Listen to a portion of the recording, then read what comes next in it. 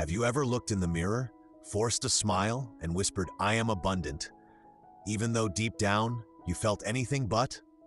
You're not alone. Because somewhere along the way, we were taught that faking positivity is the price we pay for success. But what if the real key to attracting wealth isn't about being high vibe all the time, but about being whole, even when that wholeness includes fear, shame, or doubt? In this video, we're going to explore the 3 hidden money shadows that quietly block your abundance, and how Carl Jung's powerful insights can help you stop chasing wealth and start relating to it in a completely different way.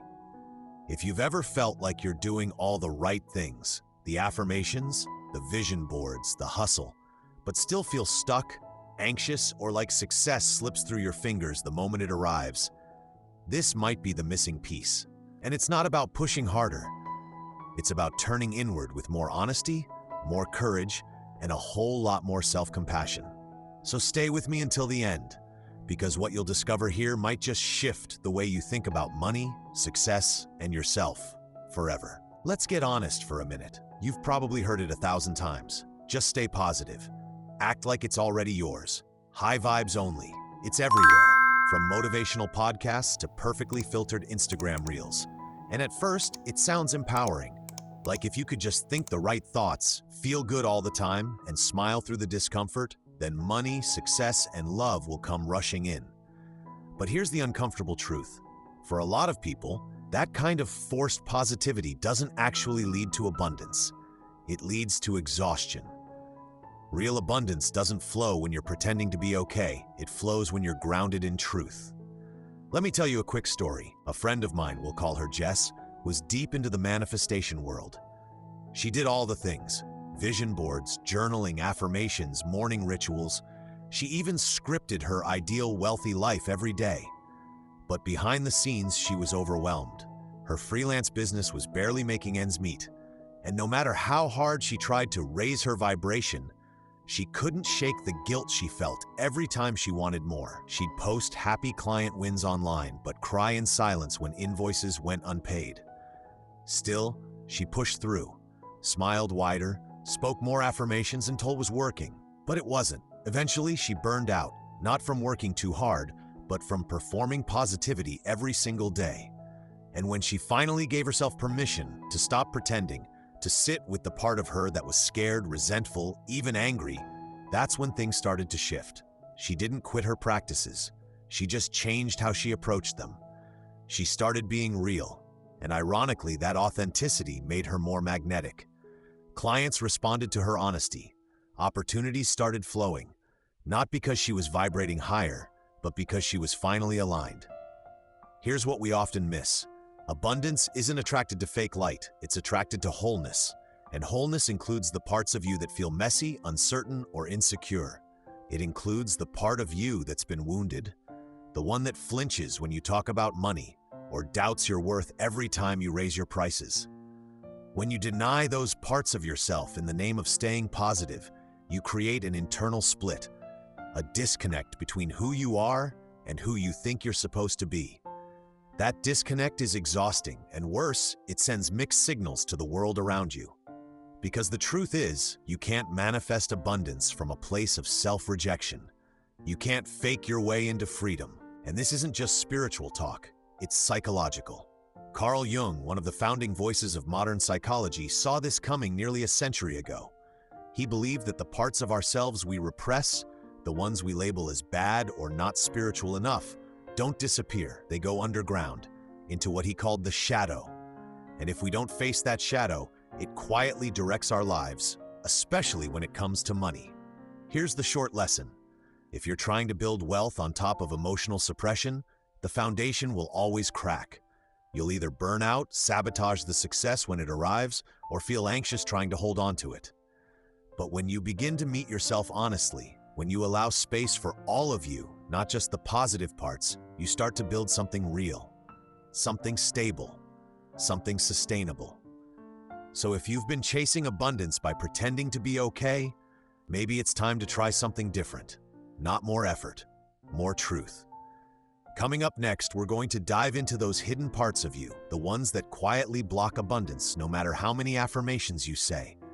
because until you name them, you can't change them. Let's explore the 3 money shadows that live inside almost everyone, and how to start healing them from the inside out. So now that we've uncovered the trap of fake positivity, let's go a layer deeper. Because the real blocks to abundance aren't just surface-level mindset issues. They're rooted in something far more powerful and far more hidden. Carl Jung called it the shadow, the part of us we repress, deny, or disown. Not because it's evil, but because at some point we were taught that certain feelings, desires, or behaviors made us unlovable, unsafe, or unworthy. And here's where it gets personal. Money doesn't just reveal our spending habits. It reflects our subconscious identity. And buried inside our shadow are emotional patterns that quietly sabotage our ability to create, hold, or grow wealth. Most people carry at least one of these 3 shadows when it comes to money. Some carry all 3. Let's break them down. The unworthy self. This one whispers, "Who do you think you are to want more?" It's rooted in shame. Maybe you grew up hearing things like, "Be grateful for what you have," or "We can't afford that." And even though those words may have come from a place of love or survival, they often plant deep-rooted beliefs like, "I shouldn't want too much." Desire is selfish. Having more will make me a bad person. Take Sarah, for example. She's a talented artist who undercharges for every piece she creates. Even when people offer to pay her more, she gets uncomfortable and turns it down. She says it's about humility, but deep down, she's afraid that if she asks for what she's worth, people will walk away. This shadow creates a ceiling. No matter how hard you try, you unconsciously repel opportunities because receiving feels unsafe. The resentful inner critic. This one's a little sneakier. It says those people only got rich by cheating the system. You say you want wealth, but deep down, you kind of hate people who already have it. It shows up as cynicism, scrolling past luxury lifestyle posts and thinking must be nice, laughing at get-rich advice because it feels fake, or rolling your eyes when someone talks about financial freedom. This shadow is often inherited. Maybe your family talked about money like it was dirty or corrupt. Maybe you saw people with power misuse it. And now, without realizing it, you associate wealth with arrogance or greed. But here's the problem. You can't attract what you secretly judge. If you see money as a symbol of exploitation, your subconscious will push it away. The powerless inner child. This one says, even if I had money, I wouldn't know what to do with it. It's rooted in fear. Fear of responsibility. Fear of losing control. Fear that if you become too successful, the people around you will leave or start expecting more from you than you can give. Let's take Alex. He landed a high-paying job after years of struggling. For the first time, he had savings, options, freedom. But almost overnight, he started overspending, sabotaging deadlines, even missing interviews. When we talked, he admitted he felt unsafe having that much power. It was easier to fall back to what felt familiar.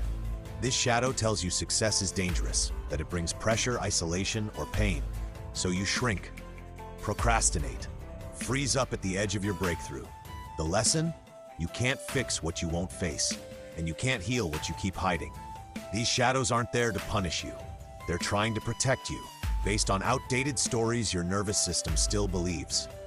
But once you spot them, you can start to shift them, gently, with compassion. So which of these shadows feels familiar? The one who shrinks, the one who resents, or the one who fears their own power? Take a moment to reflect, maybe even pause this video and write it down. Naming it is the first step toward reclaiming your energy, because once you stop fighting your shadow and start integrating it, you'll notice something beautiful. The very parts of you that blocked abundance can actually help you build it. In the next section, we'll explore exactly how that process works, and why Jung's path of integration is the missing piece so many manifestation methods ignore. Let's talk about how to manifest from wholeness, not perfection.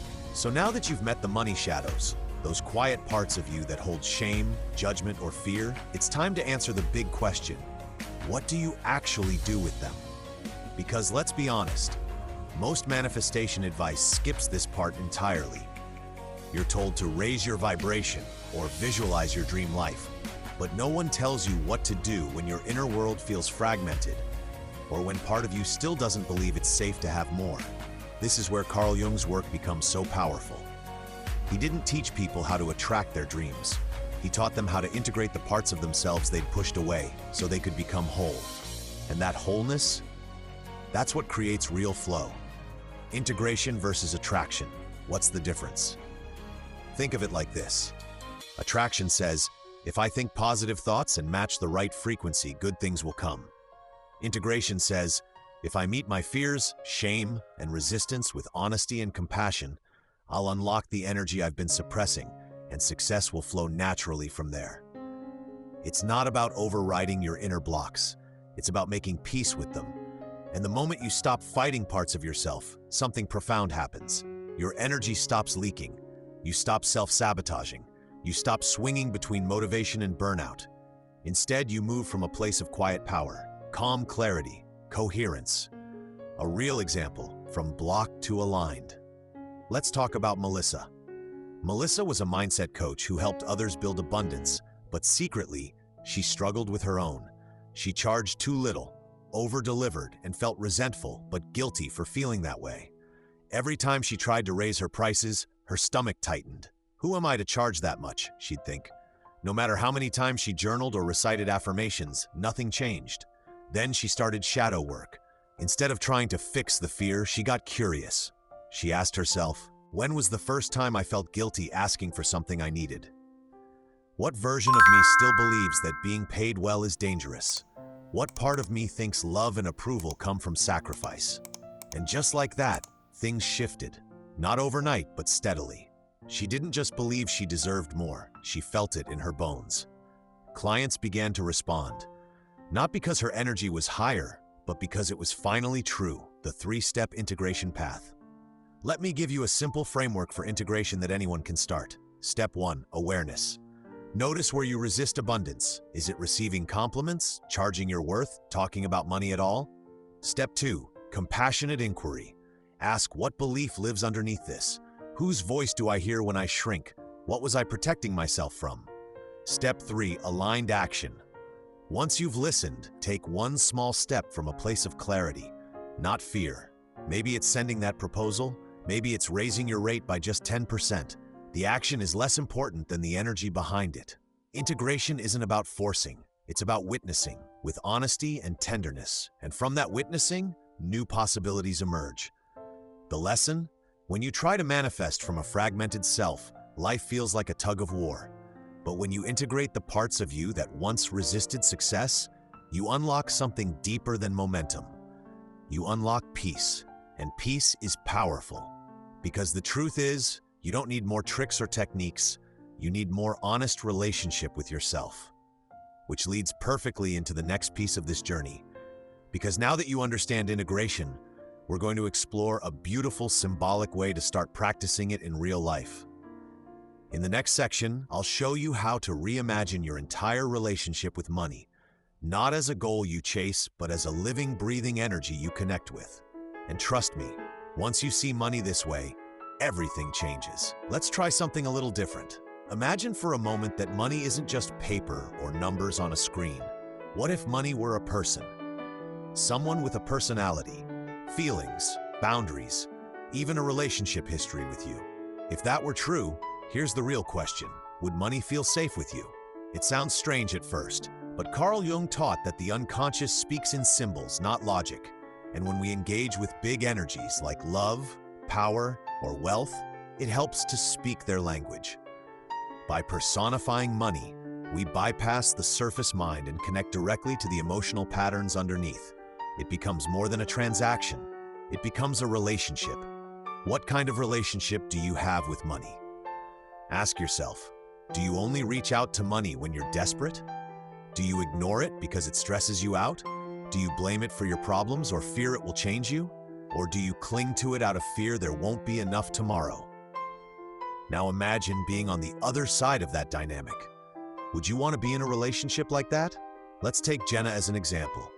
Jenna was always avoiding her finances. She'd get paid, then look the other way. Bills piled up. Subscriptions kept charging her card. And when something went wrong, she'd panic, swear she'd get it together, create a budget, maybe even light a candle. But within a week, she was back to avoidance. One day, during a money mindset workshop, the coach asked her, If money were a person, how would they describe your relationship? Jenna went quiet, then said, like I only care when I need something, like I make promises I never keep. That moment hit her like a wave, because deep down she realized she wasn't just afraid of money, she was ashamed of how she'd treated it. But here's the beautiful thing about symbolic work. It's never too late to rebuild trust.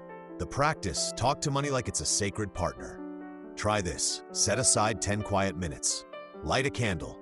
Open your journal and write a letter to money or have a conversation with it, just like you would with someone you care about. Ask questions like, how have I been treating you lately? Do you feel safe around me? What do you need from me that I haven't been giving? When did I first start pulling away from you, and why? You can even explore deeper layers. What stories about you did I inherit from my parents? Is there a part of me that fears what people will think if I have too much of you? How can I create more safety, trust, and love in our relationship? This isn't about magical thinking. It's about creating emotional intimacy with the energy of money. It turns your financial life from something cold or chaotic into something relational, something sacred. And from that place, decisions change. You spend differently. You save with intention. You earn in ways that feel aligned. You stop chasing money and start co-creating with it. The lesson? When you stop treating money like a prize or a problem and start relating to it like a partner, everything shifts. Trust begins to flow both ways. You show up for it and it shows up for you. Not always instantly, but more consistently, more consciously, more lovingly. And the best part? You no longer have to hustle for validation or beg the universe to respond. You've already built the relationship. You're already in conversation. Now, you might be wondering, how do I actually turn this new relationship into a sustainable practice? Because it's one thing to have a breakthrough, it's another to build a life from it. That's exactly what we'll cover next. In our final section, we'll talk about how to move from scarcity to sacred stewardship, how to live, earn, and create from a place of financial wholeness, not fear. Let's take everything we've learned and put it into practice. By now, we've uncovered a lot. We've talked about the shadow parts of ourselves that quietly block abundance. We've explored how fake positivity leads to fragmentation. And we've reimagined money, not as a prize, but as a living relationship. But here's the truth. Awareness is only the first step. Transformation happens in the follow-through. And that's where daily practices come in. Because healing your relationship with money isn't a one-time epiphany. It's a lifestyle. One built on trust, presence, and self-honoring decisions. So let's ground this journey in the practical. Here are some sacred, simple practices that can help you move from scarcity to financial wholeness, one honest day at a time. The weekly money check-in. Think of this like a date, not a chore. Set aside 20 to 30 minutes once a week. Light a candle, play calming music, make a cup of tea, whatever makes you feel safe and present. Then sit down with your finances. Look at what came in, what went out. Not from a place of shame or judgment, but curiosity and care. Ask, what does my spending reflect about how I'm feeling? What did I avoid this week and why? What would feel more aligned next week? This simple ritual helps regulate your nervous system around money. Over time, you'll begin to see money not as chaos, but as communication. Mirror your values in your budget. You don't need to be perfect, you just need to be in integrity. Ask yourself, does the way I spend, save, or invest reflect the kind of life I want to live? Am I honoring my future self or reacting to fear in the moment? Take Daniel, for example. He used to budget from a place of tight control, cutting everything that brought joy, but it always backfired. He'd splurge later and feel terrible. Once he shifted into values-based budgeting, everything changed. He gave himself permission to invest in art classes and therapy, things that nourished him. Ironically, the more aligned he felt, the easier it became to save and earn more. Tend to your nervous system, not just your numbers. Abundance isn't just mindset, it's embodiment. You could have the perfect financial strategy, but if your body still associates money with fear, you'll keep short-circuiting your success. That's why regulation is essential. Try this. Before sending a proposal or checking your bank balance, take 3 deep breaths. Say to yourself, I am safe, I am resourced, I can hold this. If money stress arises, don't force it down. Pause, place your hand over your heart, Be with it like you would a child who's scared. Your body doesn't want more pressure, it wants safety. And from safety, wise decisions naturally emerge. The lesson? Wealth doesn't begin with hustle, it begins with harmony. And every small intentional practice you take, every time you check in instead of check out, every time you meet your fear with compassion instead of force, you are building something sacred. You're not just creating financial success, you're creating emotional and energetic coherence. And that coherence? That's what makes you magnetic, because money at its core responds to truth. Not performance, not panic, not perfection, just truth. Looking ahead, what's next on your journey? If this video helped you see your financial story in a new way, you're just getting started. In our next video, we're going even deeper into how early childhood experiences shape your entire relationship with wealth, self-worth, and success. We'll explore how your money blueprint is formed, why some people feel guilty when they have more than their parents, and how to break generational cycles of scarcity without betraying your roots. It's powerful, it's personal, and it might just shift how you see yourself forever. So if that sounds like something your heart's ready for, I'll see you there.